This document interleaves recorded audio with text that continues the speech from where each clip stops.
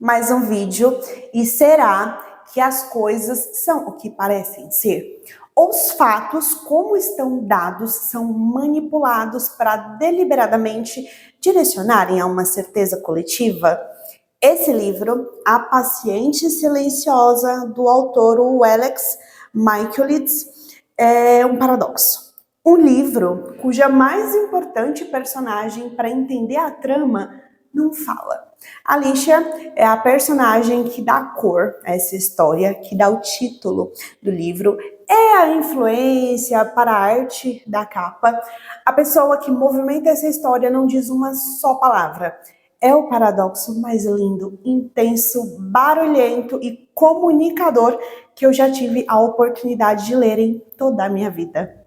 Eu já fiz análises de livros falando da história de vida do autor, fazendo menção ao que alude o título com referência na prosa. Agora, esse livro, eu vou ter que começar fazendo uma análise pela arte da capa. Eu sempre penso, eu nunca posso fazer uma análise com uma receita pronta, começar uma análise com uma receitinha pronta. Um livro, assim como uma pessoa, é uma obra de arte única e, portanto, sempre que eu começo um roteiro, eu vou de mente aberta, o que é um pouco assustador e difícil, é desestabilizante não ter base.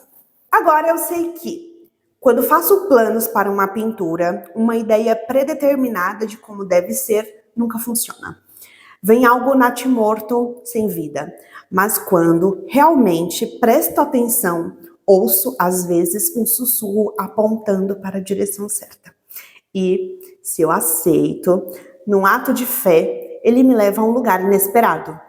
Não aonde eu pretendia ir, mas a algum lugar vívido, glorioso. E o resultado independe de mim, ele tem uma força vital própria. Precisamos falar sobre esta capa? É uma obra de arte no duplo sentido. A nossa protagonista, a Alicia, é uma pintora. E reparem que a parte da boca está rasgada, como se tivessem rasgado um quadro mesmo. Só que atrás da boca rasgada do quadro tem uma boca real. Eu não sei se vocês vão conseguir ver, agora a câmera ficou escura. E esse quadro remete também a uma outra obra, que é uma tragédia grega que tem o nome de Alceste. No sentido metafórico, as obras de arte são um modo de comunicação mais abstrato que as palavras. Eu sempre digo que é uma troca belíssima entre o mundo interno do artista para com o nosso mundo interno. Theo Faber é o novo psicoterapeuta do Groove. No Groove, todas as pacientes são do sexo feminino e ele, desde antes, de conseguir a vaga, ele estava particularmente interessado em uma paciente muito específica, Alicia Barrison.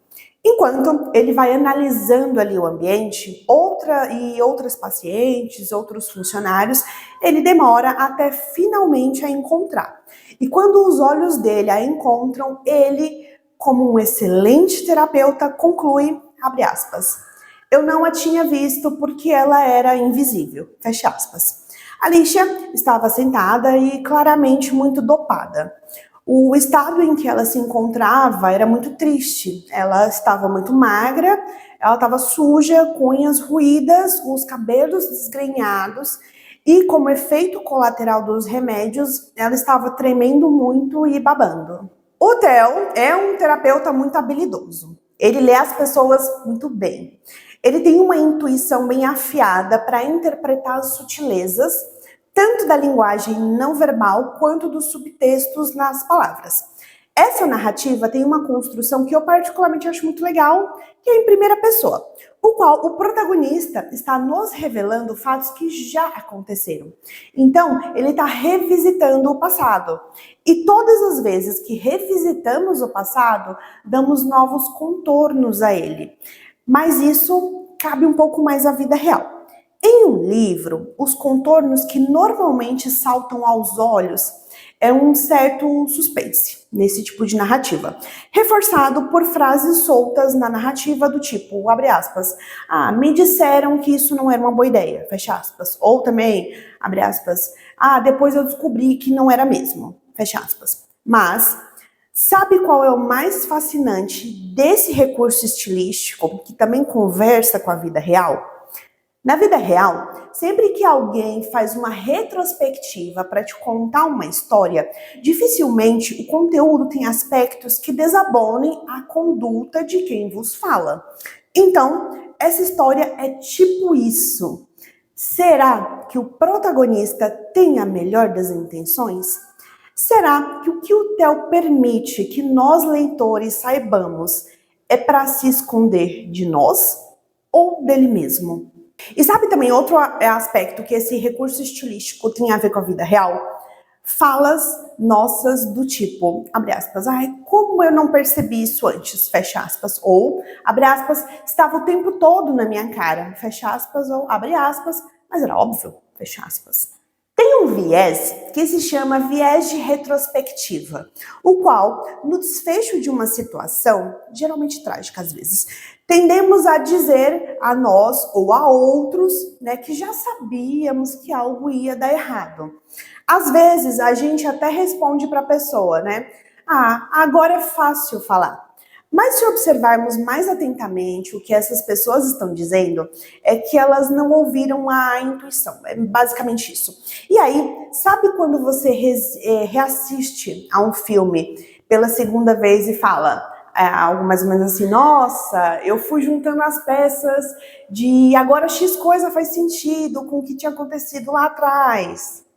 Pois é, como o protagonista está contando uma história que já aconteceu, esses detalhes acabam ficando um pouco mais óbvios depois, né? E uma dica de psicologia, é nos detalhes que se repetem que conhecemos as pessoas. Os detalhes pequenos importam.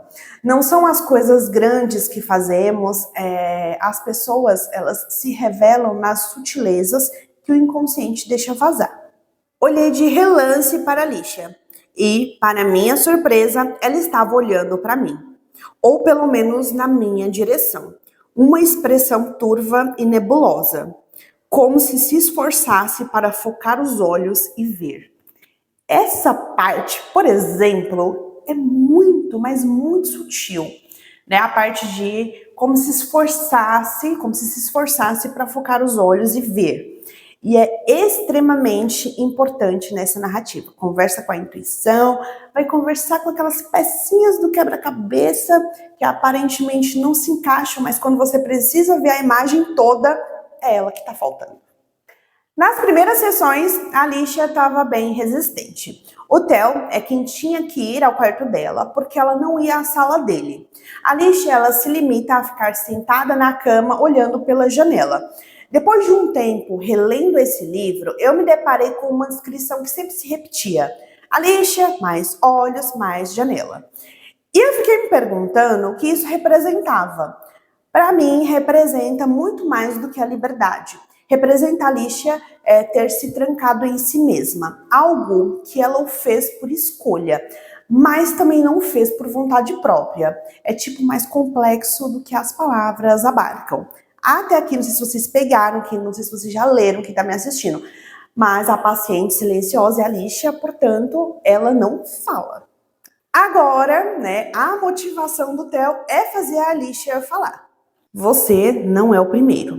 Eu achava que conseguiria. Alicia é uma sirene muda, meu rapaz, que nos atrai para as rochas onde nossas ambições terapêuticas são feitas em pedaços. Ele volta a sorrir. Ela me deu uma bela lição sobre fracasso. Talvez você precise aprender também. A Alicia é imprevisível e esse traço na personalidade dela está intrinsecamente ligado a uma estrutura de personalidade que é a base que a sustenta. Ela tem um transtorno de personalidade borderline. Aqui, inicialmente, o Theo não quer tratá-la pela lente do transtorno, né? E bem como aí os sintomas que caracterizam esse transtorno. O Theo, ele tenta olhar para ela como um indivíduo. Uma abordagem que vai percorrer o caminho mais longo, né? Olhar ela como um indivíduo. No entanto, eu acho que é a mais eficaz. Mas aí surgem várias questões frente a um diagnóstico. Será que um transtorno nos define? Será que todo mundo que está em uma caixinha muito específica, que é a do transtorno compartilhado, deve ser tratado do mesmo jeito? Será que, se eu não tivesse tal transtorno, eu teria feito escolhas diferentes? Portanto, eu teria uma vida diferente? Minha opinião pessoal sobre critérios que são construtos para colocar as pessoas em uma caixinha. Sim, eu acho importante que a pessoa encontre ou receba um diagnóstico, se a pessoa está em uma situação de sofrimento, o qual se encaixa, né? O qual seus sintomas se encaixam. Por quê? É só tendo o máximo de consciência possível, e olha, que essa palavra parece abarcar muito, mas consciência é só a ponta do iceberg. Então, é só com um pouco de consciência do que te estrutura, quais são os traços que te definem e que, portanto, exercem uma força que independe da sua vontade e que vai determinar respostas mais fixas no seu modo de agir, conhecendo-os ao menos minimamente. É só assim que se abre a possibilidade para desenvolver estratégias para lidar com o que é imutável, mas que podemos selecionar modos diferentes para lidar com o que não muda. Modos esses que podemos escolher de modo mais funcional para lidar com algum traço que talvez seja disfuncional, ao invés de sermos reativos e vítimas de nós mesmos, da nossa genética, do nosso ambiente nos primeiros anos e de como o mundo já está colocado. Porque, embora um diagnóstico nos dê uma pequena margem de controle, vivemos em um mundo em que as decisões das outras pessoas ao redor estão sempre se chocando com as nossas vontades e com os nossos planos. Todo esse rolê para falar que eu sou sempre cética em relação a diagnósticos, quando percebo que o profissional da saúde não olha também para a individualidade do sujeito. Somos mais do que um diagnóstico, sim, mas não podemos negligenciar que os critérios que caracterizam um diagnóstico exercem uma força invisível, que vai ser visível em comportamentos concretos. Então, pelo que eu vi aqui nos comportamentos da Alicia, ela me remete a ter uma personalidade borderline, embora a ressalva. A maior parte do livro estamos olhando a Alicia não através dos olhos dela, mas através dos olhos do Theo. E falar sobre o outro sempre tem muito mais de nós, né? Muito de nós que depositamos nesse outro. Uma boa amostra que nos diz muito sobre o outro é analisar os pensamentos, sentimentos e sensações que o outro suscita em nós. O Freud chamou esse processo de transferência e contra-transferência. O Yuri, que é um dos enfermeiros, ele sempre aborda a Alicia de forma lenta e cautelosa. Por quê? Você sempre chega de forma lenta e cautelosa em todo mundo? Tratamos as pessoas de modos diferentes porque elas despertam em nós sensações diferentes. E se você analisar esses conteúdos que essa troca silenciosa despertam em você, vai ter uma opinião muito mais assertiva sobre alguém, muito mais, né, do que as conclusões às quais chegamos pela troca de palavras, né? Não confiem tanto nas palavras. Palavras nos distraem das intenções que as pessoas querem ocultar, para causar muitas vezes uma impressão. O Yuri aborda a Alicia de forma lenta e cautelosa porque ela é imprevisível. Então, já no processo de como reagimos a alguém, conseguimos entender um pouco como essa pessoa funciona. Conseguimos ter uma amostra do mundo interno dessa pessoa. O Theo tem uma questão aqui muito delicada com o pai dele. Ele, em um momento em que duvida de si mesmo, ele até internalizou a voz punitiva do pai, em que mentalmente diz, né, que ele não era bom bastante, que era inútil e uma fraude. O Theo é um terapeuta muito competente, isso não dá para negar. Mas a competência dele veio ao preço de ter como objetivo inconsciente provar ao pai que ele é capaz. Ao invés de ser competente porque está em uma área que é a área que faz sentido pessoalmente ali para ele. O Theo é bom pelas motivações erradas. Depois de algumas semanas, finalmente a Alicia vai até a sala dele para iniciarem mais formalmente o processo terapêutico. Eu me lembrei da minha antiga terapeuta Ruth. O que ela faria? Ruth costumava dizer que somos construídos de várias partes, umas boas, outras más, e que uma mente saudável é capaz de tolerar essa ambivalência, jogando ao mesmo tempo do lado bom e do lado mau. O transtorno mental é justamente a falta desse tipo de integração. Perde-se contato com as partes inaceitáveis de si mesmo. Se eu quisesse ajudar a Alicia, seria preciso detectar as partes que ela havia escondido de si mesma, para além dos limites da consciência, interconectando os vários pontos da sua paisagem mental. Só assim seria possível contextualizar os terríveis eventos da noite em que ela matou o marido. Seria um processo lento e trabalhoso. No caso, como a Alicia não conduz uma sessão típica, o Theo tem que guiar as interpretações dele pelos relatórios que o John Mendes, que era o terapeuta anterior da Alicia, fez, pelos relatórios dos enfermeiros a respeito do comportamento dela, bem como o que o próprio Theo observa no comportamento não verbal dela e pela contratransferência, como eu expliquei lá atrás. Mas o que então é a transferência, né? Pensando em transferência e contra-transferência. São pensamentos, sentimentos, emoções que a troca terapêutica desperta no paciente. E a contra-transferência é o mesmo, só que já parte do analista.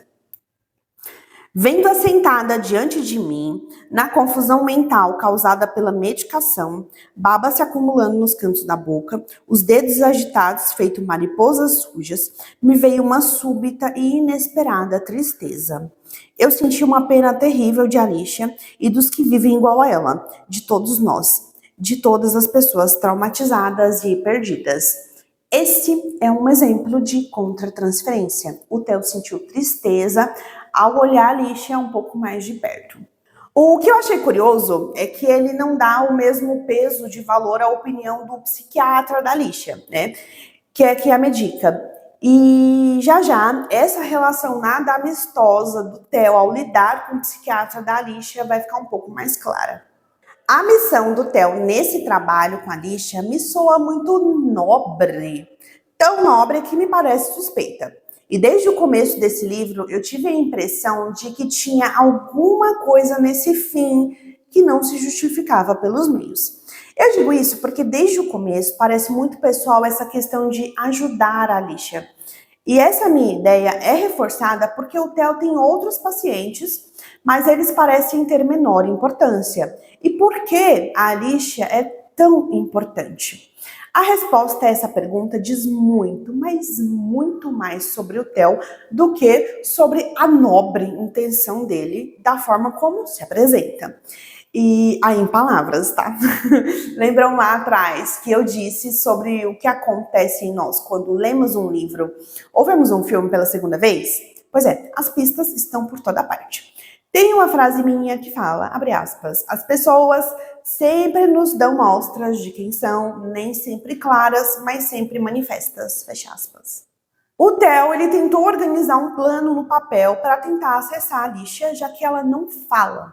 E ele cita 3 coisas como uma das mais importantes, inclusive estruturei o restante deste roteiro, seguir as orientações do Theo como bom terapeuta, para falar da Alicia para vocês. Estruturei também, junto com o Theo, na infância, entender a relação dela com o Gabriel e Alceste, que é uma pintura que ela fez, que é um autorretrato. A última pintura que a Alicia terminou, eu acho que poucos dias anterior à tragédia, com o marido dela. Como terapeuta, o Theo sabe que comportamentos não acontecem no vácuo, do nada. O estopim é só a gota que transbordou o balde. E para esse balde transbordar, tem que estar impossível de acomodar dentro todo esse bololô de sentimento. Então vaza para fora, muitas vezes de forma desproporcional. Sobre a infância. Para entender o assassinato de Gabriel, eu precisava entender não só os acontecimentos da noite em que Alicia o matou, mas também os do passado distante. As sementes do ocorrido naqueles poucos minutos em que ela atirou no marido provavelmente foram plantadas anos atrás. A fúria assassina, a fúria homicida não nasce no presente. Ela tem origem no território anterior à memória, no mundo da primeira infância, com abusos e maus tratos, que vão se acumulando ao longo dos anos até explodir não raro contra o alvo errado. Eu precisava descobrir de que forma ela havia sido moldada na infância. E se a Alicia não queria ou não era capaz de me dizer, eu teria que encontrar alguém que o fizesse. Alguém que a conhecesse antes do crime, que me ajudasse a entender sua história, quem ela era e como foi acabar daquela maneira. E aí o Theo vai procurar algumas pessoas que moldaram a Alicia que é hoje. Ele descobre que a tia Lydia Rose foi quem a criou depois do acidente fatal, né, de carro que a mãe dela teve. Inclusive a Alicia estava no carro quando o acidente ocorreu. Ele procura também o Max Barrison, que é o irmão do Gabriel. E detalhe, essa questão do Theo sair falando com os familiares para entender a Alicia é bem atípica. Por isso, chama ainda mais a atenção para essa questão de eu quero te ajudar. Ajudar quem? Depois, a resposta para essa pergunta vai ficar muito mais clara para vocês.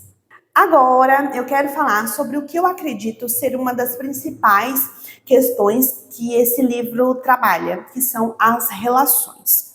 O poder das relações de nos integrar ou de nos desestruturar.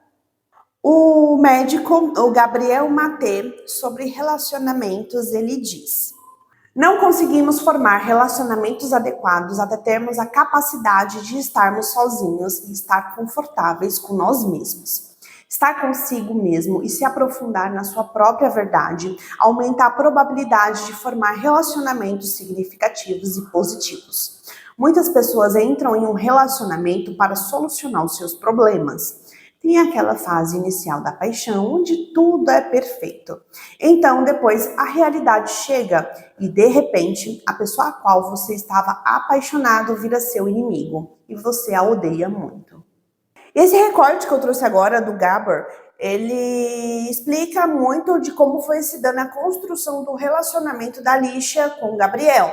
A Alicia entrou nesse relacionamento pelos motivos errados. E mais pra frente vai começar a ficar mais claro para falar desse relacionamento quando tivermos a oportunidade de vermos a vida dela pelos olhos dela, ao invés de como o Theo a enxerga, porque até agora a gente está falando dela pelos olhos do Theo. E como esse livro é em primeira pessoa, o recurso que o autor lança a mão para a gente entender a história pelos olhos da Alicia é um recurso que eu achei fenomenal, né? Nesse livro vamos ter acesso ao diário dela. E, gente, uma dica para a vida.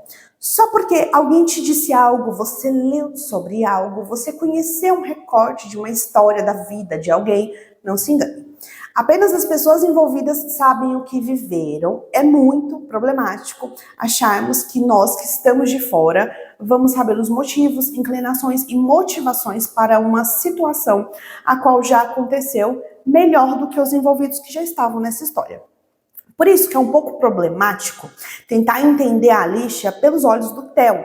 Na melhor das hipóteses, vamos saber mais sobre o Theo e justamente, né, como o autor sabe muito bem dessa nuance, ele vai nos apresentar ao diário dela. Inclusive, gente, quem leu esse livro, alguém parou para se perguntar se o Theo tem uma vida para além do papel de psicoterapeuta? Sim. Nem parece, né? Pois é, gente, isso diz muito sobre ele. Um viciado em trabalho. Ele é casado com a Kate, por meio de uma dupla infidelidade, foi como se conheceram. Inclusive, foram apresentados um ao outro por esses parceiros que eles tinham na época em que se conheceram. Você se lembra, Theo? Como foi que a gente puxou conversa? Você disse que estava terminando a pós em psicoterapia? E eu disse que era maluca. Era a combinação perfeita. O Theo, assim como a Alicia, iniciaram um relacionamento pelos motivos errados. Alicia porque queria fugir da casa da tia. E Theo porque queria a aprovação dos pais e também queria provar que as expectativas deles, ao dizer que ele era um fracasso, tinham sido um erro. Afinal, ele tinha acabado de se graduar e achou o amor da vida dele. Existe algo de mais incrível para acontecer na vida das pessoas? Existe. Meu pai me recebeu com a habitual hostilidade. Você está péssimo, Theo, magro demais. E esse cabelo curto? Parece um prisioneiro. Obrigado, pai. Também fico feliz em te ver. Theo é o exemplo do mito do psicólogo equilibrado. Aquele que domina a técnica, mas só saber, só ter consciência não é suficiente. Inclusive, eu fiz um vídeo aqui com enfoque nesse tema do mito do psicólogo equilibrado. E usei como pano de fundo o livro Talvez Você Deva Conversar com Alguém. Vou deixar o link abaixo. Minha mãe parecia mais deprimida que o normal, mais silenciosa, parecendo menor, como se não estivesse lá. Meu pai era uma presença que pesava no ambiente, agressivo, carrancudo, o olhar furioso. Não tirava os olhos frios e sombrios de Cat. Foi um almoço bastante desagradável. Eles pareciam não ter gostado dela, nem estar particularmente felizes por nós. Não sei por que não fiquei surpreso. Então, para resumir aqui esse rolê, talvez a mudança seja sinônimo de fuga. Mudamos para fugir de algo. Mudar de casa, de cidade, viajar muito, mudar o corte do cabelo, mudar a cor, mudar de curso, mudar de parceiro. Mas você leva essa mesma personalidade com você? Queremos mudar fora porque é dificílimo mudar por dentro. Mas quando você muda por dentro, as mudanças fora serão automáticas. O Theo sabe muito bem disso, mas é aquilo, né, gente? Ter consciência não é suficiente. O Theo sabe muito bem disso, mas é aquilo. Ter consciência não é suficiente. Haja desconstrução para construir a melhor versão de nós mesmos. Haja angústia, haja crise de identidade, compulsão, loucura, loucura. Senti uma tristeza terrível quando eu e Cat fomos embora. Senti que uma parte de mim não foi junto. Tinha ficado para trás, eternamente uma criança presa. Ao mesmo tempo que ele busca em Cat um amor que queria sentir dos pais, você casa com uma pessoa para que ela ou ele lhe ofereça algo que você não teve. Esse é um fardo muito pesado para se depositar no outro. E vínculos com essa expectativa geralmente não terminam bem. Porque estamos pedindo algo que é muito visceral e que não podemos responsabilizar o outro como se esse outro tivesse a obrigação de nos dar. O outro não dá o que não tem. Na maior parte das vezes, não nos dá nem o que gostaríamos. Esse é o prelúdio de uma tragédia a quatro. Sim, porque o Theo e a Kate nunca estão sozinhos os dois. Sempre tem mais gente. Até no começo do relacionamento deles, eles tinham outras pessoas. Eu posso falar pelo Theo, jamais pela Kate, porque esse livro é em primeira pessoa. O Theo tem a mania de sempre incluir mais gente. E quando eu falo mais gente, eu não me refiro à infidelidade. Gente, o mundo é maior, tá? Eu tô falando que os pais dele dormem com ele. Todos os homens que a Cat conhece dormem com eles. O trabalho dorme com ele. Tem muita gente, né? E eu tô falando no sentido figurado, tá bom? Emoções não expressadas jamais morrem. Elas são enterradas vivas e voltarão mais tarde, mais feias. Agora, chegou o momento de vermos a história pelos olhos da Alicia. E agora, o que eu falei lá atrás sobre o relacionamento dela com o Gabriel vai fazer um pouquinho mais sentido para entendermos o relacionamento deles. Essa parte do diário eu achei uma das mais honestas na narrativa. É como se o autor estivesse nos falando dele. Eles sempre estão falando deles. Só que aqui ele está protegido porque essas impressões pertencem a outra pessoa.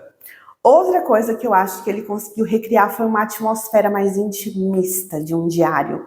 Porque, de fato, tudo o que fazemos e não divulgamos ao mundo, ou até divulgamos, né, mas ali de forma mais indireta, quando dizemos que esse pensamento pertence a outra pessoa, né, estamos falando do mais íntimo de nós. E talvez o que seja mais verdadeiro e cru na nossa natureza. As minhas partes favoritas deste livro é o diário da Alicia, as partes que contêm o diário dela, as passagens. Nessa primeira parte do diário, ela fala da mãe que costumava ligar o rádio, né, e a puxar para dançar.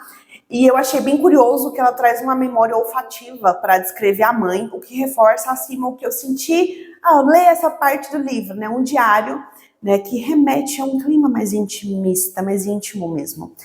Que coisa mais íntima do que uma memória olfativa? A Alicia diz, abre aspas, lembro que ela cheirava shampoo, cigarro, hidratante Nivea e sempre com um leve toque de vodka. Fecha aspas. Já fica subentendido que a mãe tem problemas com álcool. Nunca fica claro o porquê, tá? E aí eu acho que o autor deixa uma margem para que os leitores completem, se quiserem. Lembrem-se que as conjecturas, o detalhe que nos chama a atenção diz muito mais sobre nós do que sobre o livro. E eu acho essa troca belíssima. Com um pouco mais de atenção, a literatura nos ajuda a achar muitas respostas que procuramos fora. Mas a partir da provocação de um livro, a partir da lacuna de um livro, percebemos que as respostas estão dentro. Elas só precisam de um estímulo sutil para saltarem do inconsciente. Inclusive, a Alicia nos conta a cor do carro da mãe, né? O qual elas sofreram um acidente, que essa mãe morreu. O carro ela descreve que é amarelo canário. Eu não sei nem se essa cor existe, mas se existe ou não, eu também acho que não seja o foco. A questão é que, mais uma vez, estamos falando de pássaros. E pássaros representam o quê? Eu acho que não só liberdade, tá? Eu penso também na analogia da gaiola de ouro, que é uma foto com um pássaro que está dentro de uma gaiola, mas a gaiola tem a porta aberta. Nessa metáfora, o pássaro, ele não sai da gaiola, mesmo com a porta aberta. Por quê? Porque estar dentro da gaiola é familiar. Mesmo o que acontece lá de ruim é familiar. O que acontece de ruim é previsível. Fora, tem a liberdade, mas ela vem acompanhada do salto no escuro. Lembram também quando eu li o último recorte do livro, que nas palavras aqui no diário da própria Alicia, ela diz, abre aspas, acho que o que me dá medo é me entregar ao desconhecido, fecha aspas. Essa reflexão da Alicia me remeteu à gaiola de ouro. Outra coisa que chama a atenção justamente pela sutileza nessa descrição sobre a mãe é quando ela fala que ela parecia um passarinho de tão magra. E depois ela descreve como achou um passarinho que estava morto, logo no começo desse diário. Guardem isso, essa parte do passarinho morto, que vai dar para fazer uma ligação interessante com uma linguagem não verbal da Alicia, mas que é extremamente significativa para entendê-la. Acho que o que me dá medo é me entregar ao desconhecido. Eu preciso saber aonde estou indo. Por isso sempre faço tantos esboços tentando controlar o resultado. E não surpreende que nada ganhe vida de fato, pois não estou reagindo ao que acontece à minha frente. Preciso abrir os olhos e ver, estar atenta ao fluxo da vida e não à maneira como eu gostaria que fosse. Agora que sei que é um retrato de Gabriel, posso voltar a trabalhar nele. Posso começar de novo. Aqui a Alicia está trabalhando em um retrato de Jesus e ela percebeu que o modo como ela está fazendo os contornos do rosto tinha algo estranho. É o retrato de Dorian Gray? Não, é o rosto do Gabriel.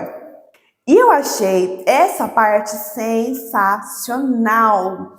É uma parte muito simbólica. Havia alguma coisa errada ao capturar o rosto, embora ela descreva o rosto do Gabriel como harmonioso. E aí, como o Gabriel ele tá idealizado, o erro não podia estar nele. E ela faz um movimento de se desvalorizar para sustentar a idealização no Gabriel. Ela diz algo mais ou menos assim, talvez seja falta de talento meu. Inconscientemente, ela o colocou na posição de ser o salvador dela. A pessoa que a resgatou da casa da tia.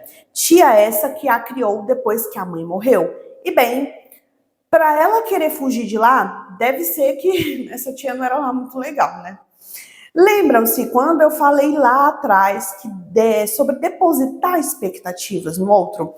Expectativas essas que esse outro, outra, não tem nem obrigação e nem condição de dar conta. E aí fica uma relação problemática.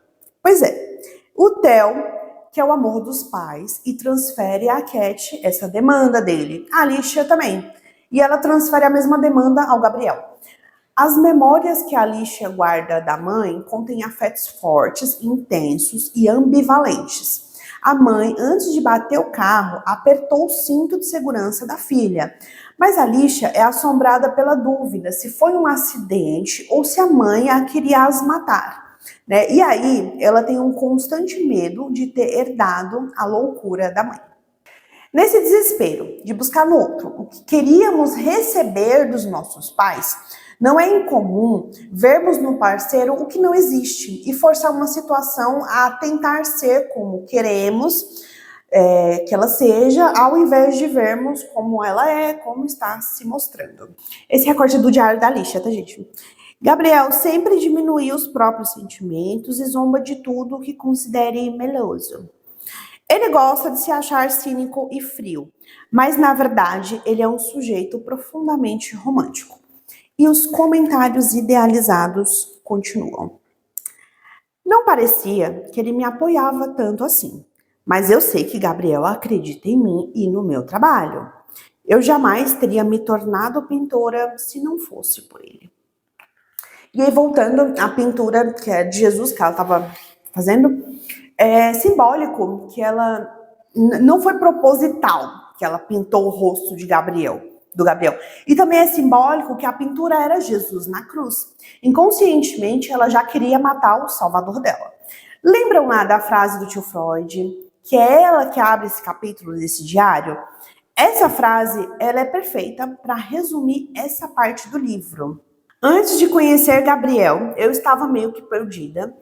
Não sinto a menor falta daqueles boêmios drogados que se passavam por meus amigos aos 20 e poucos anos. Quando conheci o Gabriel, eles desapareceram por completo e eu nem percebi. Não precisava mais deles. Não precisava de ninguém, agora que tinha Gabriel. Ele me salvou, como Jesus. Inclusive, essa parte dá margem para pensar em um relacionamento abusivo e tóxico e mais controlador por parte do Gabriel. Uma das características de pessoas tóxicas é isolar as pessoas às quais se relacionam dos amigos, dos parentes e, por fim, tentar isolar do mundo. Mas eu não tenho como ter certeza desse palpite, então vou deixar em suspenso aqui essa hipótese. O Theo pede ao John Mendes para reduzir a dose do remédio da Alicia para assim conseguir acessá-la. Lembrando que aqui já acabou a parte do diário, agora voltamos aos olhos do Theo. Inclusive, um dos remédios que ela toma é um antipsicótico. E aí, quando o Theo vai falar diretamente com o Christian, que é o psiquiatra da Alicia, surge uma certa rusga. Em parte porque há divergências em como a psiquiatria e a psicologia lidam com a demanda que um paciente tem. Considero essas discussões, que têm um viés mais pessoal, pouco produtivas. Mas elas de fato existem. Eu só achei que o livro traz essa realidade de uma forma um tanto estereotipada, mas tudo bem. Bom, o Christian já oferece uma certa resistência em diminuir a dose da medicação, talvez porque ele acha, com base em vozes da cabeça dele, que o Theo quer confrontar a autoridade dele. E termina concluindo taxativamente que a Alicia não vai falar, que ela é borderline. O Theo, na réplica, pergunta como ele sabe, né, já que ela não fala nada. Uma discussão bem enfadonha. Parece que, a princípio, pessoas que precisam de ajuda e para o qual foi o objetivo que ambos fizeram a graduação, o foco no paciente, com a ajuda da interdisciplinaridade, fica aqui. E perdem de vista o mais importante para ficarem nessas discussões enfadonhas, que não agregam em nada. E como você se sente a respeito de Alicia? Perguntei. Indira refletiu por um instante. Eu me sinto muito maternal em relação a ela. É minha contratransferência, é o que ela manifesta em mim. Sinto que ela precisa de alguém que cuide dela. Indira sorriu para mim. E agora ela tem alguém, ela tem você. Aqui o Theo está explorando a contratransferência entre a Alicia e a enfermeira Indira. Quando ela responde isso, eu me lembro de uma das técnicas para ajudar o paciente com borderline, em que o terapeuta ele faz o papel da maternagem, criando um contexto terapêutico para que o paciente border sinta que tem, agora nesse contexto terapêutico, mas foi algo que lhe faltou lá na primeira infância. Um bom terapeuta precisa ser receptivo aos sentimentos do paciente, mas sem se apegar a eles. Os sentimentos são dele, não pertencem a ele.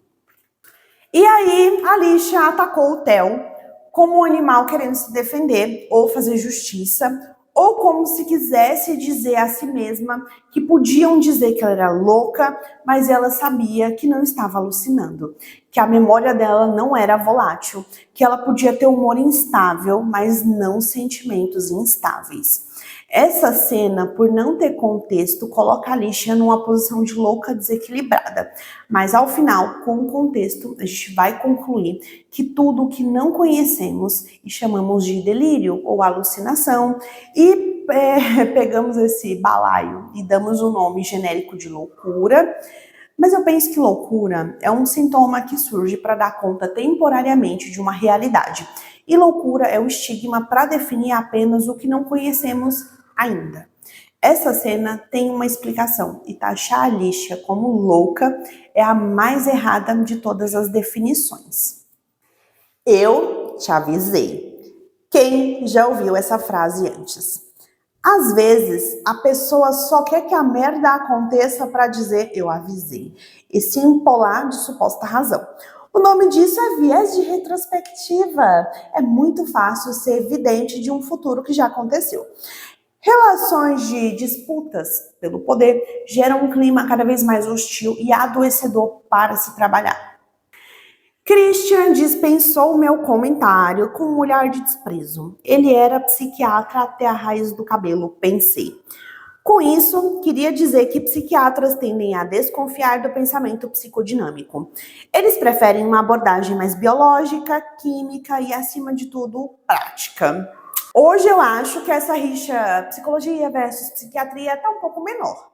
Eu faço acompanhamento com os dois profissionais, inclusive tanto o psiquiatra quanto o psicólogo, e os meus, felizmente, estão integrados e mantêm a mente aberta e, portanto, se complementam.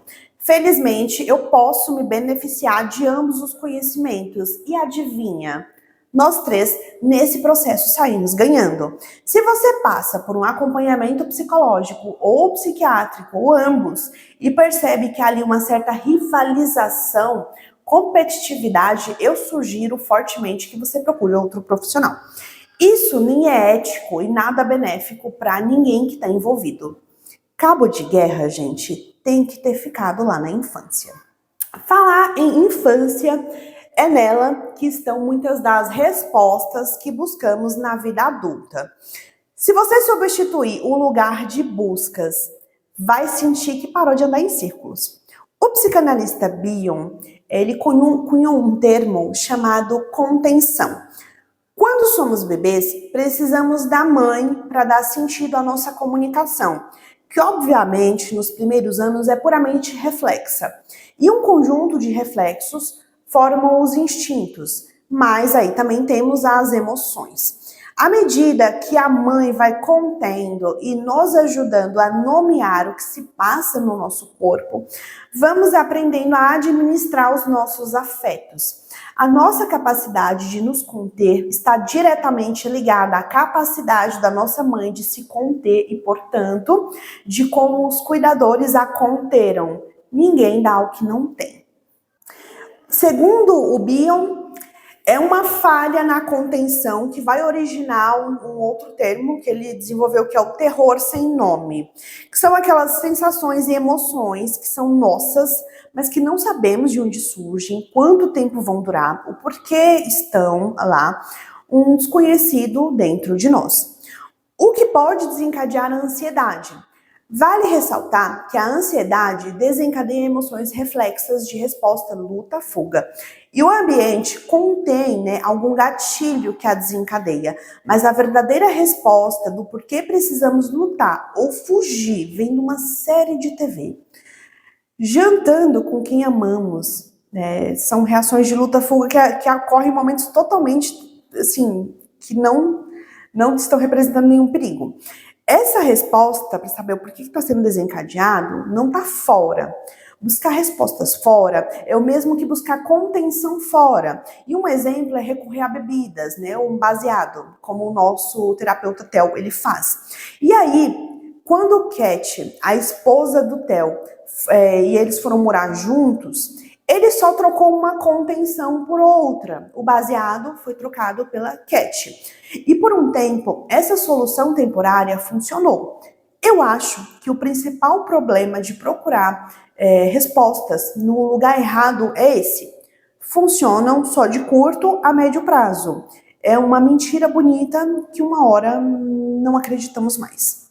Próxima sessão após a última. Na última sessão, o Theo tinha sido atacado pela Alicia, né? E essa descrição aqui sempre me chama a atenção. A Alicia estava sentada à minha frente, a cabeça ligeiramente voltada para a janela. Vocês lembram que eu falei lá atrás o que na minha interpretação essa questão representa? Eu tinha falado, janela, a Alicia, sempre aparece, Alicia, olhos, janela, depois aparece pássaro, carro amarelo canário. Pois é, Alicia olhava para o céu cinzento, para além da grade da janela. Esperei um momento.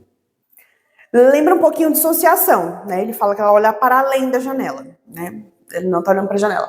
Mas depois eu vou falar um pouco mais sobre dissociação também, tá? E aqui, pacientemente, ele vai tentando construir uma ponte de intimidade e conexão, mais popularmente chamado de vínculo terapêutico. Esse vínculo é essencial para que uma análise atinja o propósito para que se propõe.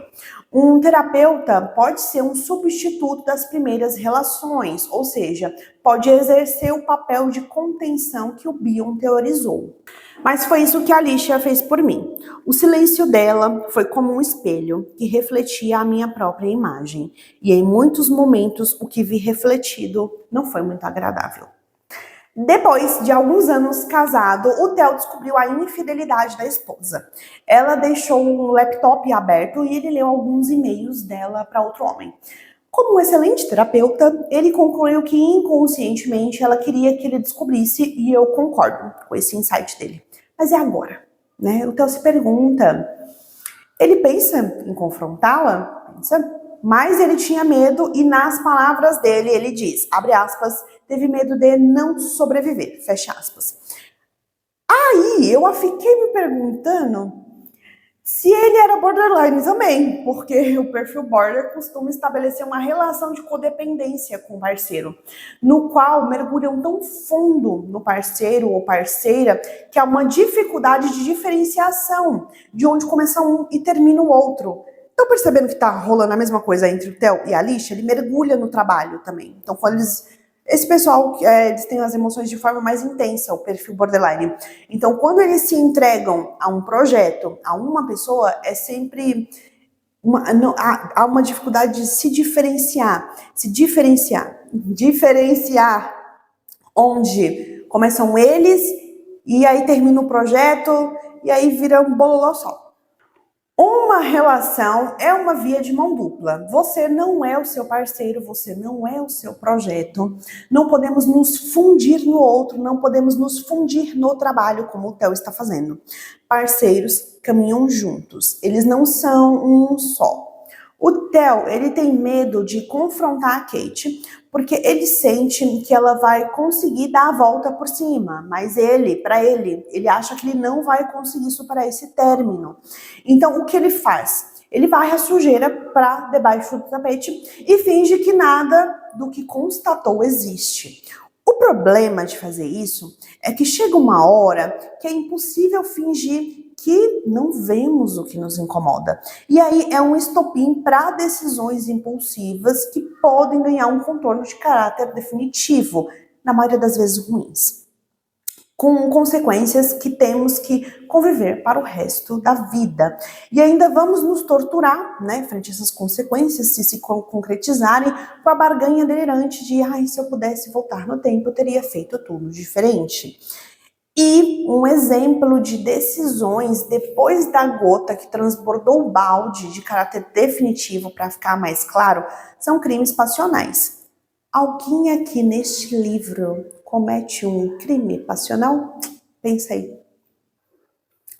Depois de descobrir a traição, o Theo ficou bem perturbado e inconscientemente ele acabou caminhando até a casa da antiga terapeuta. E já que ele tinha sido guiado por uma força desconhecida até lá, ele resolve falar com ela. Escolher um parceiro num relacionamento amoroso é muito parecido com escolher um terapeuta. Temos que nos perguntar se a pessoa vai ser honesta com a gente, capaz de ouvir críticas, reconhecer erros e não prometer o impossível. Isso foi o que Ruth disse um dia, na terapia ao Theo. Logo depois, ele comentou isso com a Cat. E o que a Cat faz? Na época, eu repeti isso para a Cat e ela propôs que fizéssemos um pacto. Jurarmos nunca mentir um para o outro, nunca fingir, sermos sempre honestos. E o que foi que aconteceu? Ela prometeu o impossível. Lembra o que a Ruth tinha falado? A Ruth acha que o Theo está repetindo a dinâmica da infância dele nessa relação de codependência. E sobre isso eu falei lá atrás, logo quando eu falo sobre os motivos errados que fizeram o Theo sair de casa, os motivos errados por ter se casado com a Kate. E mais uma vez, pensando nos critérios para se desenvolver uma dinâmica borderline, o Theo parece ter traços que o fazem preencher essa condição. Ainda mais quando, nas palavras dele, ele diz que se sentiu abandonado pelos pais. Pensando também nessa questão de como ele mergulha no trabalho, gente, ele se fundiu nesse trabalho. Vocês não têm noção de quantas barreiras éticas, profissionais, assim, ele tá passando por cima, porque tem um motivo. Vou contar. Que melhor maneira eu teria de provar que meu pai estava certo, que eu não valho nada, que não mereço ser amado, senão indo atrás de alguém que jamais me amaria. E aí a Ruth diz: não está perdido. Você não é mais um menino à mercê do pai. É um adulto e pode fazer escolhas. Você pode usar tudo isso como mais uma confirmação de que não tem valor ou romper com o passado e se libertar desse ciclo vicioso. A Ruth diz, por fim, que o Theo tem todas as respostas, que ele busca. Mas ele não consegue se separar da Kate. Ele prefere manter o casamento em ruínas a construir um ambiente saudável. Nas palavras dele, ele se justifica, Ele fala, abre aspas, me separar da Kate seria como arrancar um membro. Eu simplesmente não estava pronto para me mutilar dessa maneira. Fecha aspas. Achei pesado. Gente, esse livro com 2 borderlines, por isso que eu achei essa leitura tão pesada. Voltando ao diário da Alicia, ela comenta que brigou aqui com o Gabriel por ele estar limpando a arma que ele herdou do pai aos 16 anos. E ela ficou bem descontrolada e ambos discutiram. Essa parte me remete a uma voz da intuição que é como um spoiler. Inclusive, eu li essa frase recentemente, eu super concordo, vou procurar o autor para dar os créditos, tá? Vamos lá. A minha interpretação. É bem claro que a Alicia tem oscilações de humor, Ela é mais impulsiva, daí inconscientemente ela já sabe que a combinação de tal temperamento mais arma letal, de fato, não combinam. Mas aí vocês podem pensar, mas eles não têm faca em casa? Se você for pensar na anatomia de um crime, vai ser fácil concluir que ferir alguém com uma arma é mais fácil do que com uma faca. E uma arma faz menos sujeira. Então, crimes em que uma arma, para ser usada, pressupõe um confronto corporal e, portanto, são crimes mais violentos, logo, demanda mais energia e então é mais fácil usar uma arma do que uma faca. Segundo o pediatra e psicanalista Winnicott, ninguém nasce mal. Ele diz, abre aspas, o bebê não é capaz de odiar a mãe sem antes a mãe não odiá-lo. Fecha aspas. Como o Theo sabe muito bem que o impulso de vingança na vida adulta tem raízes na infância, ele vai até a casa em que a Alicia cresceu. Tá, agora saímos do diário dela, tá? Voltamos pro Theo. Ele é recebido por Paul, primo da Alicia e filho da tia Lídia. Ela é irmã do pai da Alicia, o Vernon Rose, que se matou. A Lídia que criou a Alicia depois da morte dos pais dela. O Paul fala que perdeu o contato com a Alicia após o casamento dela com o Gabriel. E ele acredita que o Gabriel era muito possessivo e não a deixava os visitar. Lembram que eu tinha falado lá pra vocês que tem algumas partes no diário da Alicia que dá pra gente pensar que o Gabriel tava tendo, eles têm uma relação de codependência, a Alicia e o Gabriel, mas dá pra pensar que ele é alguém mais tóxico mesmo, no sentido de controlar ela. Só que como ela não o enxerga dessa forma, então fica uma névoa sobre como é a personalidade dele, portanto não tenho bases pra falar se ele era assim ou não. Mas aí temos o Paul aqui dizendo que o Gabriel era muito possessivo, né, e não a deixava os visitar. Porém, também tem uma outra ressalva, tá? Ele fala que a mãe dele, portanto, que é a tia da Alicia, ficou muito chateada. Só que ambas não gostam uma da outra, então não teria muitos motivos para a tia ficar chateada.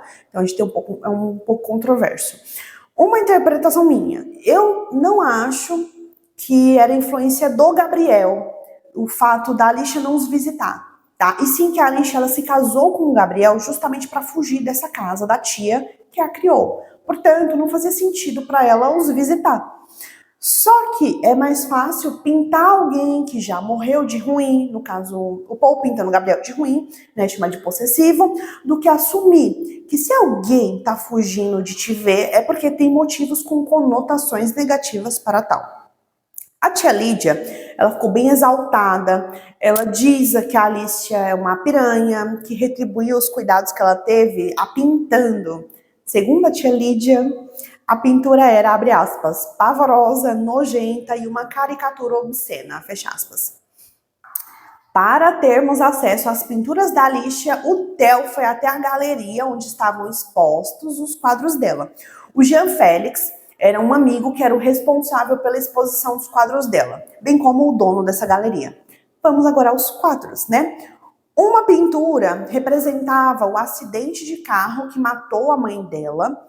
A imagem seguinte é uma representação de Cristo na cruz, inclusive até falei para vocês lá atrás sobre a minha interpretação dessa imagem.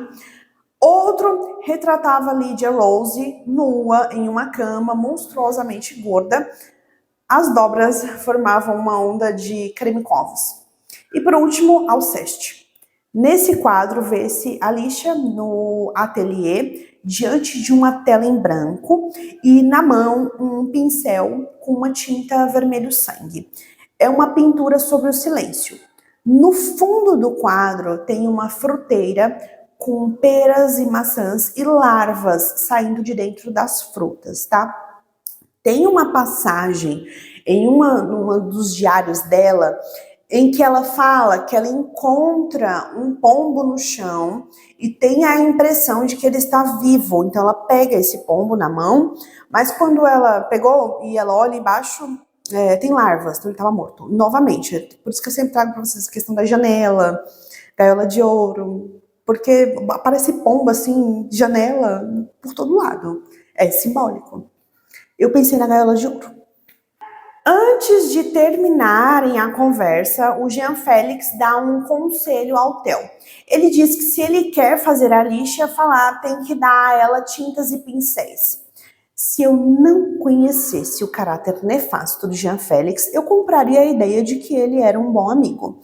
Certamente, ele alcançaria um score muito alto na escala maquiavélica, porque esse bom conselho é apenas um meio para se chegar a um fim. Exibir um quadro inédito da artista genial que matou o marido e agora está no sanatório. Esta percepção do Theo é muito perspicaz. Gente, eu fico chocada com esse Theo. Gente, ele é muito bom. Eu me lembrei do rosto de Jean Félix ao contemplar Alceste. Sim, havia amor em seus olhos. Amor pela pintura, não necessariamente pela pintura. Jean Félix cobiçava a arte. Caso contrário, teria visitado Alicia no Louvre.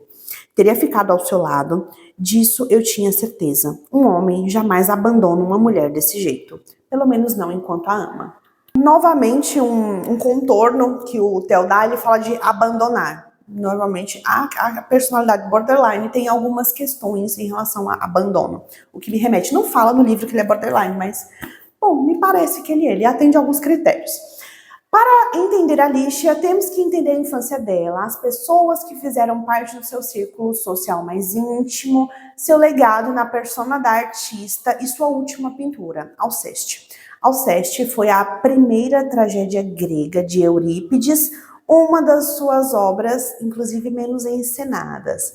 Lembram quando eu falei para vocês que o Theo coloca no papel 3 pontos que ele precisa investigar para entender a Alicia? Que é a infância, o relacionamento dela com o Gabriel e a última pintura que ela fez momentos antes da tragédia, que foi Alceste. Agora, já falamos dos 2 primeiros, vamos falar de Alceste. O herói, Admeto, é condenado à morte pelas Moiras. Entretanto, por intervenção de Apolo, uma escapatória lhe é oferecida.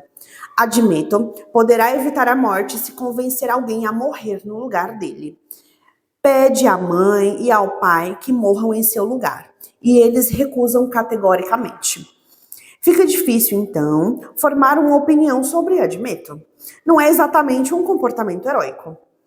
E os gregos antigos deviam considerá-lo um tanto tolo. Já Alceste é um tipo de pessoa completamente diferente e se oferece para morrer pelo marido. Talvez não espere que Admeto aceite a oferta, mas ele aceita. E Alceste morre descendo ao Hades. Mas a coisa não termina por aí.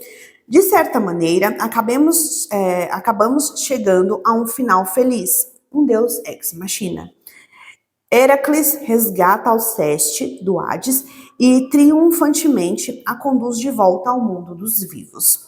Ela nasce de novo. Admeto vai às lágrimas ao reencontrar a esposa. Já as emoções de Alceste não ficam tão claras. Ela se mantém em silêncio. Ela não fala. De certa forma, todos nós doamos as nossas vidas ao que amamos. Se dedicar a algo, doar seu tempo para uma causa que te traz propósito ou não, é ganhar vida ou perder vida, depende do ponto de vista. Mas certamente é perder tempo, porque o tempo é o nosso único bem inalienável. Alceste retorna do mundo dos mortos novamente viva e se mantém em silêncio, sem poder ou querer falar da sua experiência. Desesperado, Admeto recorre a Heracles. Aqui está minha mulher, mas por que ela não fala? Nenhuma resposta. A tragédia termina no momento em que Alceste é conduzida de volta à casa por Admeto em silêncio.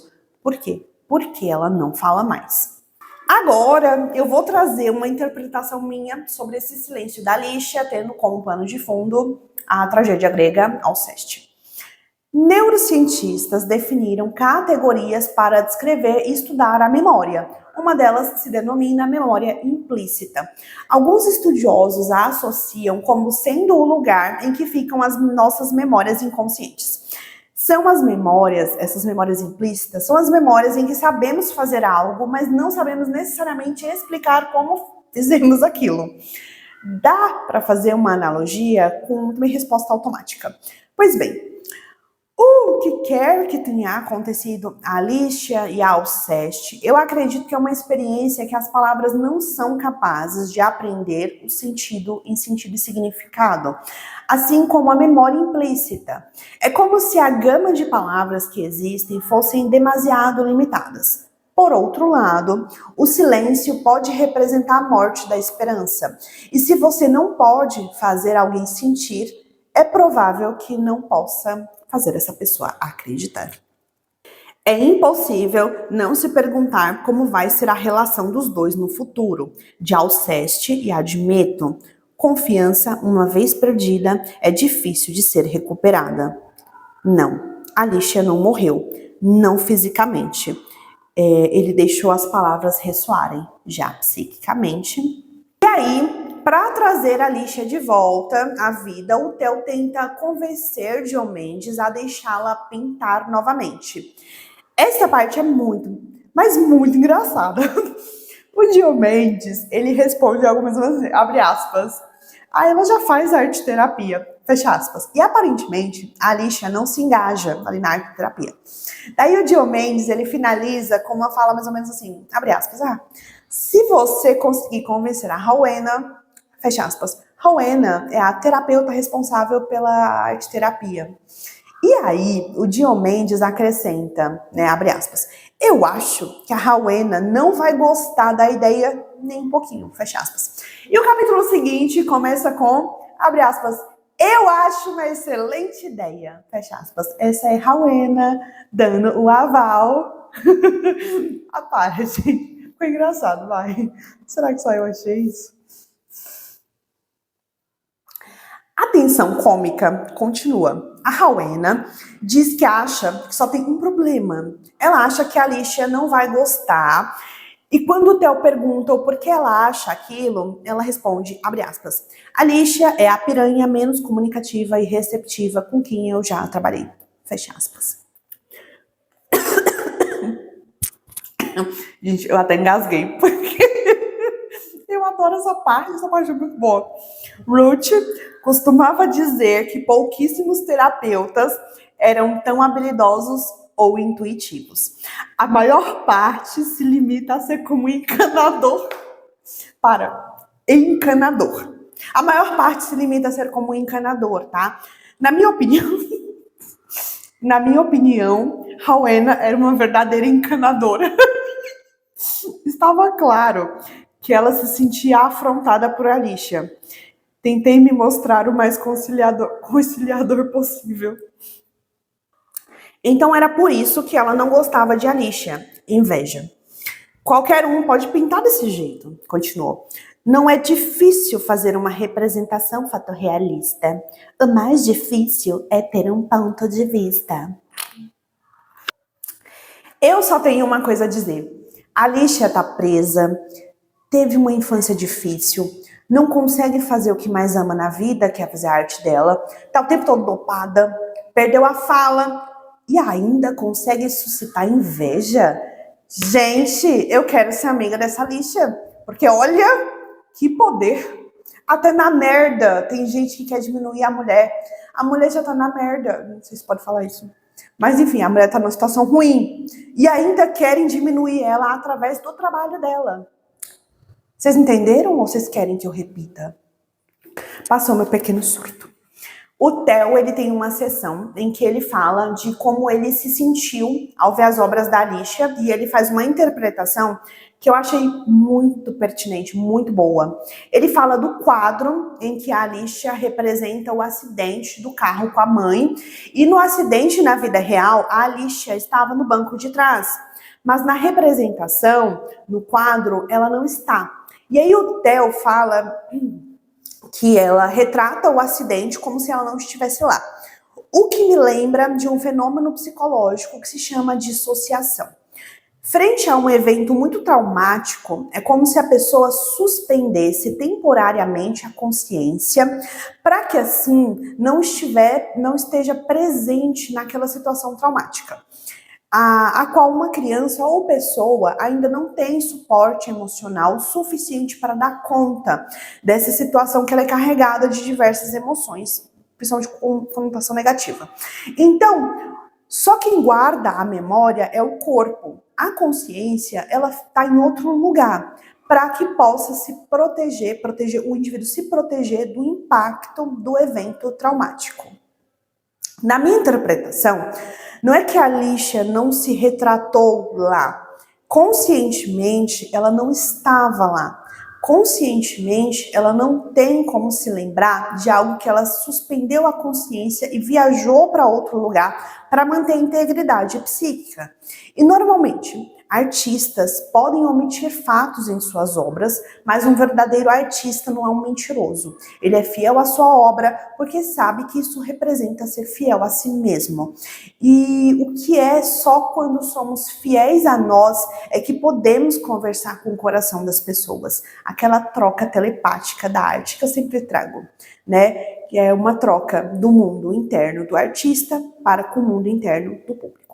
Reparei que a Alicia estava sentada sozinha nos fundos do refeitório, beliscava um pedaço ínfimo de peixe, feito um passarinho anoréxico. movendo pelo prato sem levá-lo à boca. Fiquei tentado a me sentar com ela, mas resolvi não fazer isso. Se a Alicia tivesse feito contato visual, talvez eu fosse até lá. Mas ela mantinha os olhos baixos, como se quisesse bloquear completamente o ambiente e as pessoas ao redor. Me intrometer no espaço dela iria parecer uma invasão de privacidade. Eu achei tão poético o modo como o Theo tem essa sensibilidade dele, que é tão aguçada, que ele consegue dar valor a uma cena muito sutil e descobrir muito sobre o mundo interno de alguém a partir dessa cena. Eu adoro as sacadas dele, dos subtextos que ele percebe. Alicia pintou um prédio de tijolos aparentes, um hospital. E era inegável que se tratava do Groove. Estava pegando fogo, completamente envolto em chamas. Havia duas figuras perceptíveis na escada de incêndio, um homem e uma mulher tentando escapar. A mulher era, sem dúvida, a própria Alicia, os cabelos ruivos da mesma cor que as chamas. E eu me reconheci no homem. Levava a Alicia nos braços, suspendendo-a enquanto o fogo lambia meus tornozelos. Eu não conseguia dizer ao certo se era representado, resgatando a Alicia ou prestes a jogá-la nas chamas. Essa é a pintura que lembram lá quando o Jean Félix fala pro Theo, se você quer fazer ela falar, porque até agora que ela não falou, gente. Dê tintas e pincéis a ela e ela pinta, ela faz esse retrato, essa representação. Essa é uma pintura e ela, de fato, vai fazer total sentido quando chegarmos ao clímax aqui dessa prosa. Vocês vão entender ela melhor. É bem complicadinho. Embora eu não seja naturalmente honesto, às vezes o sou por acaso. William Shakespeare. Lembram quando eu li uma frase lá do Freud que eu falei que a abertura da parte 2, eu falei que aquela frase sintetiza a parte 2? Pois é, esta frase do Shakespeare sintetiza com muita assertividade essa terceira parte. E ela começa com outra parte do diário da Alicia. E esse diário já começa com uma frase que me remete novamente à dissociação. Eu estava na cozinha fazendo café enquanto olhava pela janela, olhando sem ver, sonhando acordada. E aí notei algo lá fora, ou melhor, alguém, um homem. Notei porque ele estava imóvel, parecia uma estátua, de frente para nossa casa. Eu acho que o autor colocou essa frase que lembra a dissociação por uma estratégia muito simples. Ao longo desse diário, não se sabe se esse homem é real ou fruto da imaginação da Alicia. Ela fala para o Gabriel sobre o que viu, o Gabriel não acredita nela e ele pede que ela vá ao psiquiatra, um profissional, né, que inclusive ele é amigo do Gabriel e que esse profissional definitivamente escolheu a especialização errada. O que eu achei curioso também é que é um profissional que foi o Gabriel que escolheu. Notem também isso, tá? O tal psiquiatra, ele rememora a Alicia que ela já teve surtos psicóticos antes e que ela está alucinando mais uma vez, tipo, repetindo um padrão. E o mais antiético e mais revoltante é que ele já julga e diz que esse comportamento dela está fazendo o Gabriel sofrer e que há um limite ao que ele pode suportar. O Dr. West, ele fez medicina e depois uma longa especialização em psiquiatria. Ele chega a conclusões neste atendimento que qualquer adolescente pode chegar, né? Parabéns pelo tempo mal investido nos desfechos e os desfechos encharcados de viés moralista. Acontece que esse Dr. West é o Christian, o psiquiatra do Groove, o que tem uma relação hostil com o Theo, e era interessante para ele manter a Alicia dopada, né? O Theo que pediu para reduzir os medicamentos, para ele ter acesso à Alicia. Mas o Christian, ele fica muito... O Christian não concorda, fala que esse objetivo dele está fadado ao fracasso, de fazê-la falar e tudo mais. Por isso que era interessante para ele justamente manter a Alicia dopada, porque reduz as chances dela falar que ele não estava declarando para a Receita muitas rendas extras que ele fazia ao atender pacientes por fora. E se o Joe Mendes, o gestor do hospital, descobrisse, ele seria, portanto, mandado embora. Nesse recorte do diário, a Alicia também tenta pôr um ponto final na amizade com o Jean Félix, tá? Agora, saímos do diário, voltamos para ver a narrativa pelos olhos do Theo. Então, o Theo volta à galeria para conversar com o Jean Félix. Enquanto espera, o Theo observa um detalhe no quadro da Alceste, que ele não tinha reparado antes, né? Mais atentamente, olhando mais atentamente, no quadro há uma figura de um homem nas sombras espionando a Alicia. Lembra que eu falei para vocês que o Alceste é um autorretrato? Depois, o Theo foi procurar novamente o Paul, né, que é o primo da Alicia, e o Paul leva o Theo a uma parte da casa em que ela viveu com ele e mostra o que nas palavras do Paul é a cena do crime.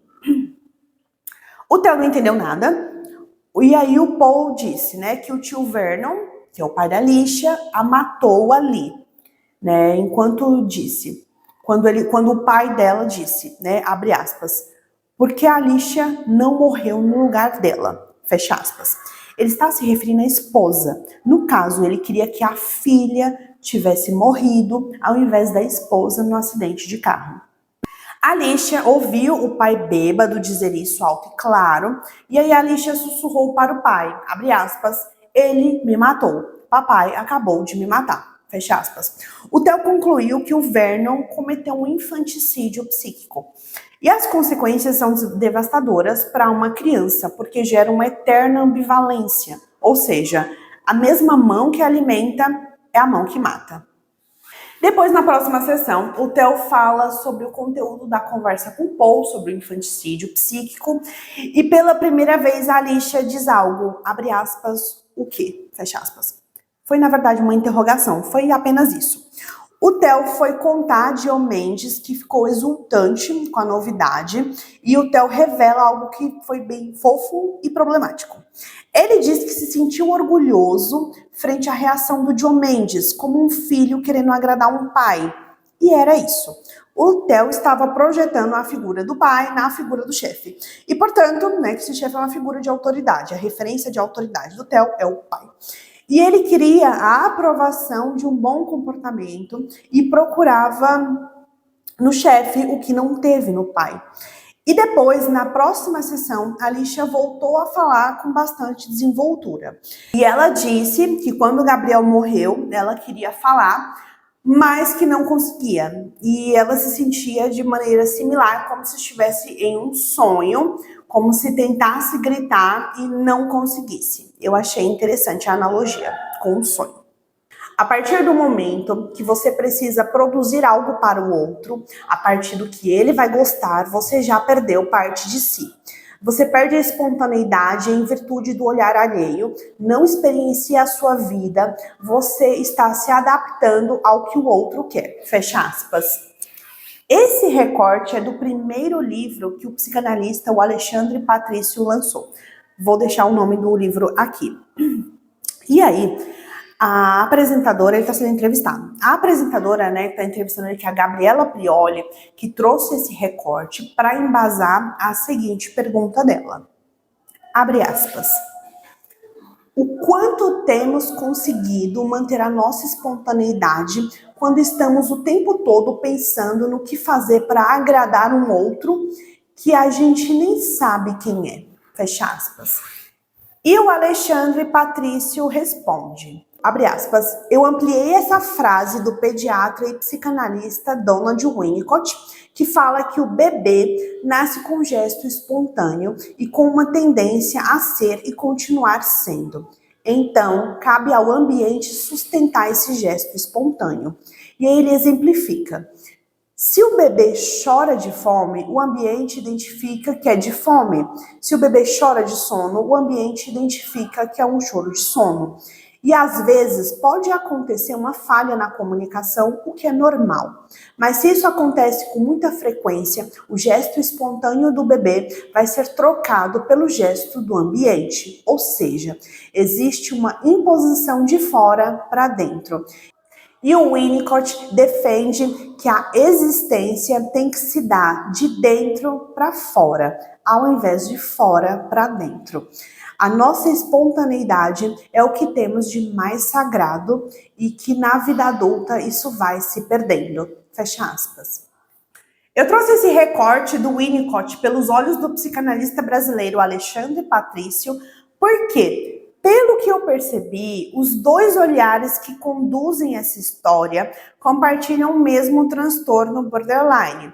E é importante salientar que até hoje ainda não se descobriu evidências genéticas que sejam base para esse transtorno. E, portanto, o meio em que uma criança está inserida se torna um fator propulsor para o desenvolvimento desse transtorno, que não tem cura, porque é uma base para sustentar toda uma estrutura de personalidade.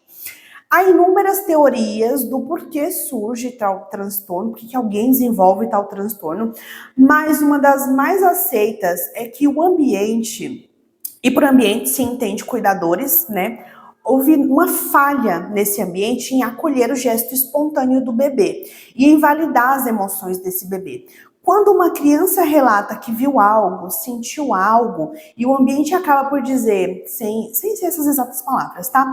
Mas dizer que a criança tá vendo coisas, que ela entendeu tudo errado, que ela não tem o direito de sentir X coisa, que ela é louca.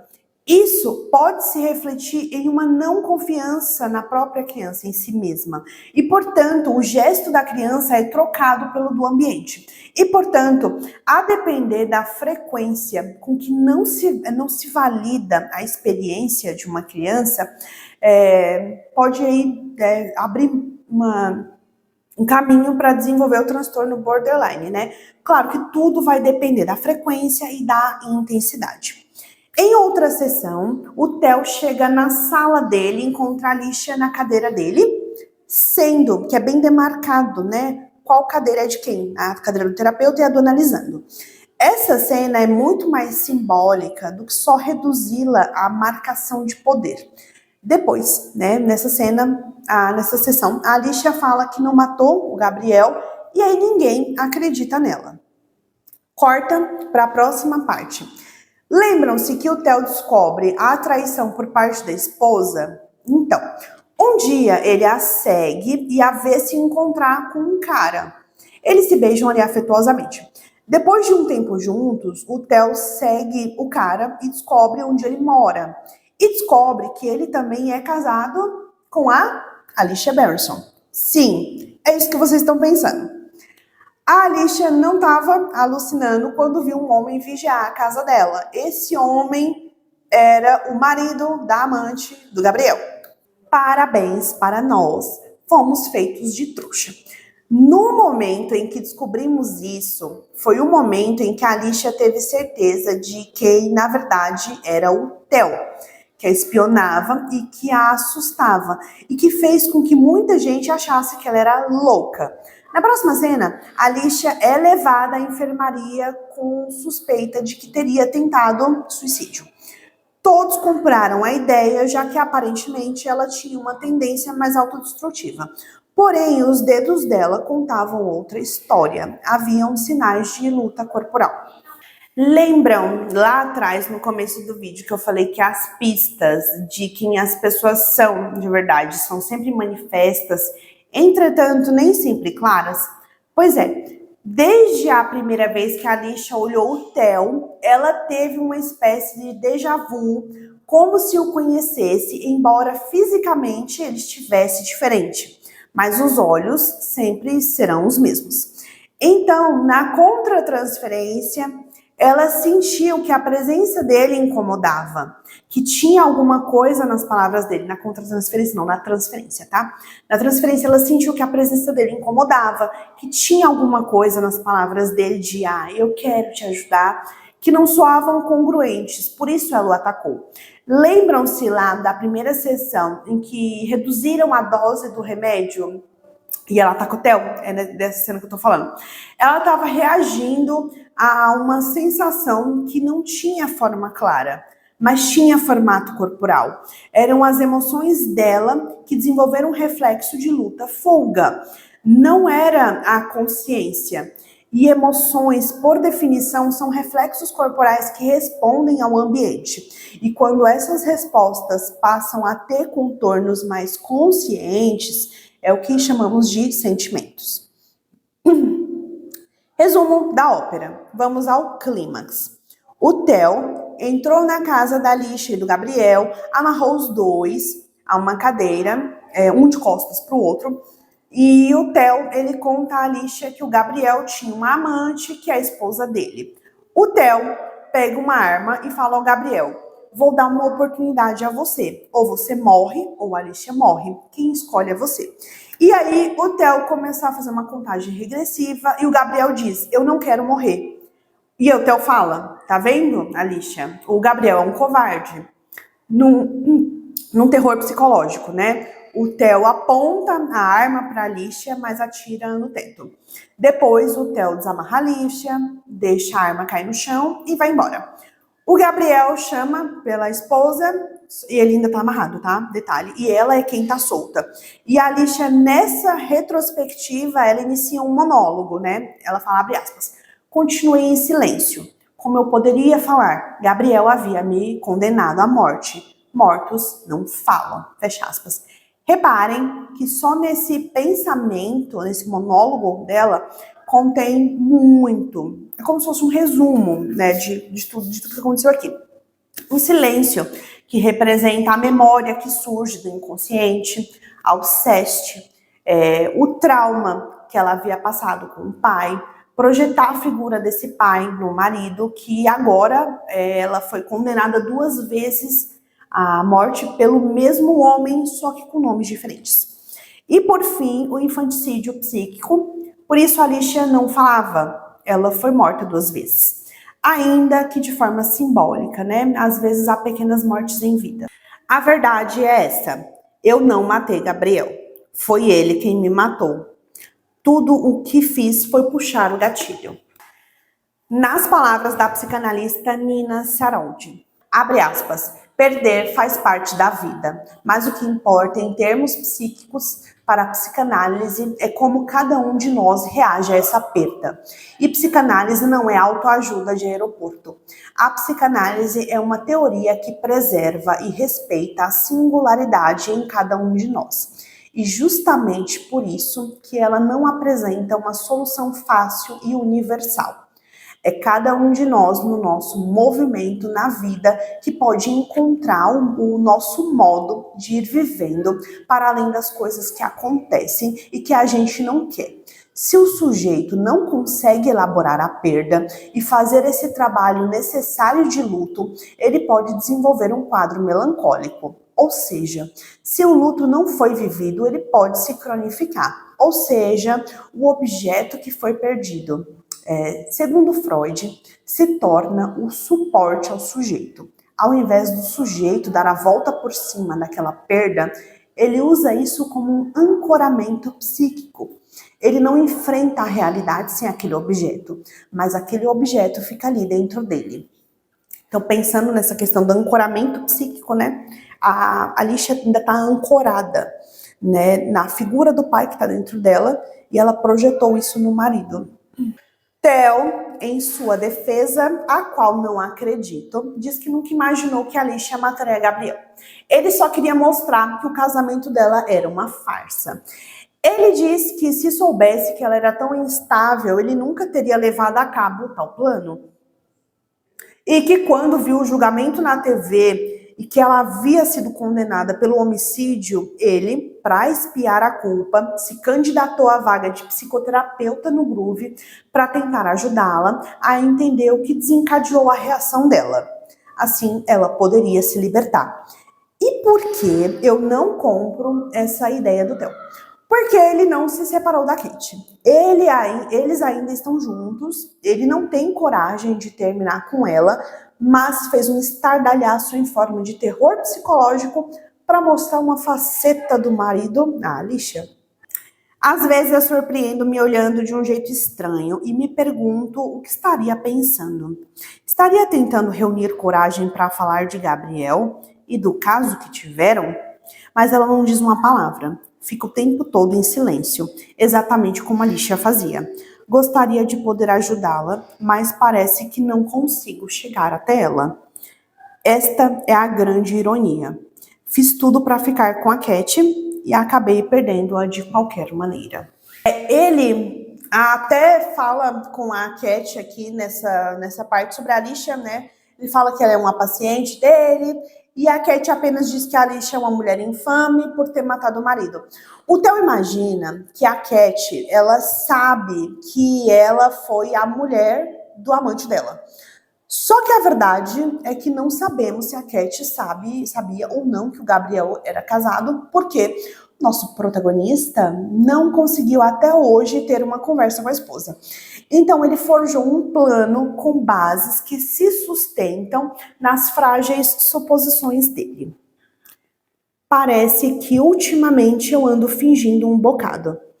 Com muita gente, inclusive eu mesmo. Motivo pelo qual estou escrevendo isso, pelo que parece. Uma tentativa de contornar meu ego monstruoso e acessar a verdade sobre mim mesmo. Se é que isso é possível. É isso. Mas o fim, gente, agora eu acho que esse aqui é o vídeo mais longo do canal. Eu achei que era o outro, mas eu acho que eu me superei.